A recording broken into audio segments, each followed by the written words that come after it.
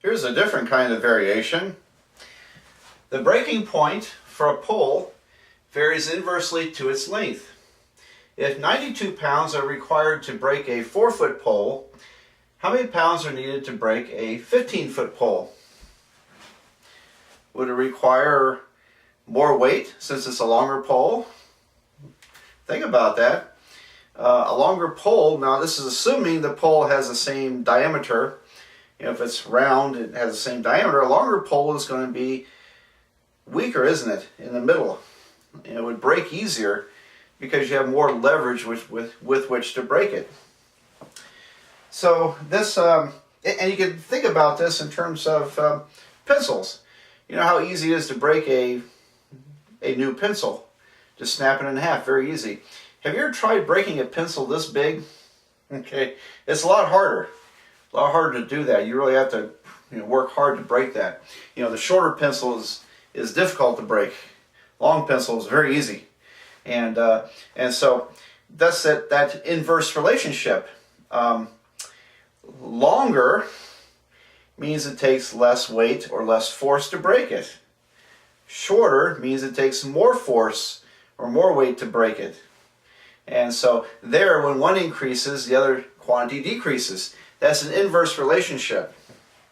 So that would describe this. And this should be a much weaker pole. It varies inversely to the length. And, well, let's just go ahead and work it here. So the breaking point for a pole, and what should we call that? Let me call it P for pounds. How's that? The breaking point, P, varies inversely to its length. Length is going to be L. So varies inversely means I'm comparing one to the inverse of the other, or the reciprocal of the other. So P is being compared to 1 over the length. Not to length, but 1 divided by the length. So that sets up our inverse relationship. Varies inversely relationship. And it does mean when one increases, the other one decreases when you do this. Now, like before, in order to write the equation, we need to introduce the letter K. And again, you can put K anywhere you want. You can put K here, K up there, K down there. I'm going to do it this way. P equals to K over L. So literally I multiplied K times 1 over L. When you multiply K times 1 over L, you get K over L. So I just put K up there in the numerator. So that's our equation of variation without having done any calculations.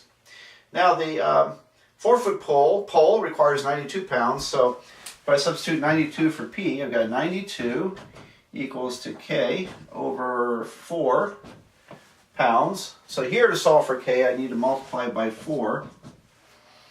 And that would cancel the 4 on the right side and be 4 times 92. K would be 4 times 92, which is, what is that?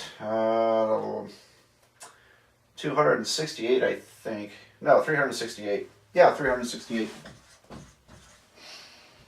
Okay. So, I can write my final equation of variation like so. P equals to 368 divided by L. Now, that, again, I want to stress this applies to this specific pole. And if your pole was made out of steel, it would probably take a lot more weight to break it. If it was made out of cork or balsa wood, it would take very little weight to break it, very little force. And so, there are other factors involved that can change our constant of variation. And so, but this applies to this problem. Now, if I, have a 15-foot pole made out of the same materials, same dimensions except for length. In other words, if it was round, it would have the same diameter. Then what would be the breaking point? And so now length is 15 feet. So let me make a little room here. I'm going to solve for weight or pounds by plugging in 15 for length. So P equals to 368 over 15. And that's not a, oh, I don't know. Let me just do it on a calculator, it'll be fast. 368 divided by 15 is roughly 24.5. It's 24.53333. Since that's in a whole number of pounds, let me just go one more decimal place. So it's about 24.53. And I meant one decimal place. So 24.5. Okay. It would round to 24.5. So we could write our answer. The breaking point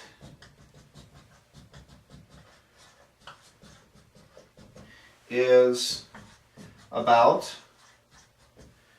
24.5 pounds. All right, you spell that right. There we go. So there's the answer. There are a lot of things that vary inversely. I'll just give you a couple more examples. The way a string vibrates, the speed of this vibration varies inversely to the length of the string. And so that's why, for example, on a violin or a guitar, if you hold down a string, you produce a higher note. It's because you're shortening the length of the string that makes the string vibrate faster, which increases the pitch. So the pitch rises when the string length is shortened, and vice versa. That's an inverse relationship. The way we perceive light, the brightness of light, varies inversely to the distance. Actually, it varies inversely to the square of the distance from an object. Because light shines on an area, that relationship is the light intensity varies inversely to the square of the distance. So there's another example. And in plain English, when you walk away from a light, it gets dimmer, not as bright. So again, you see that inverse relationship. So you need to be familiar with that term, inverse, because there are those kinds of proportions out there. Well, let's go on to another one.